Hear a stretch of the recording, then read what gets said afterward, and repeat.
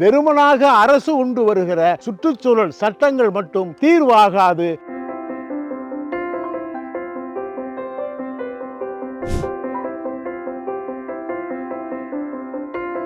உலகில் மாசு என்பது ஏதோ கண்ணுக்கு தெரியாமல் ஏற்பட்டதல்ல. கடந்த நூற்றாண்டுகளில் இந்த இல்லாத அளவுக்கு இன்றைக்கு உலகில் மாசு ஏற்பட்டிருக்கிறது. கடல் மாசடைந்திருக்கிறது, நிலம் மாசடைந்திருக்கிறது, காடுகள் சுருங்கி இருக்கிறது, மண் மாசடைந்திருக்கிறது. இப்படி எங்கு பார்த்தாலும் சுற்றுச்சூழல் பிரச்சனைகளும் மாசும் தான் இந்த காலநிலை பிறழ்வுக்கு, பருவங்களின் மாற்றத்துக்கும் காரணமாக இருப்பதை நாம் அண்மை காலமாக சந்தித்துக் கொண்டே வருகிறோம். இதுக்கு எல்லாம் தீர்வு அரசு கொண்டு வருகிற சுற்றுச்சூழல் சட்டங்கள் தான் என்று நாம் பொதுவாக சொல்லிவிட முடியாது. அரசு கொண்டு வருகிற இந்த சுற்றுச்சூழல் திட்டங்களை, சட்டங்களை எல்லாம் அமுல்படுத்த சொல்லி மக்களின் முன்னின்று, மக்கள் அதற்கான முன்முயற்சி எடுத்து, மக்கள் முன்னெத்தியராக நின்று நமது நிலம், நமது நீர், இது நமது காடு என்று நாம் வாழுகிற வீட்டின் மீது வைத்திருக்கிற எல்லா உரிமைகளையும் நாம் வாழும் நாட்டின் மீதும் வைத்திருக்க வேண்டும். நம் வீட்டை போல் இந்த நாடும் மாசற்று இருக்க வேண்டுமானால் வெறுமனாக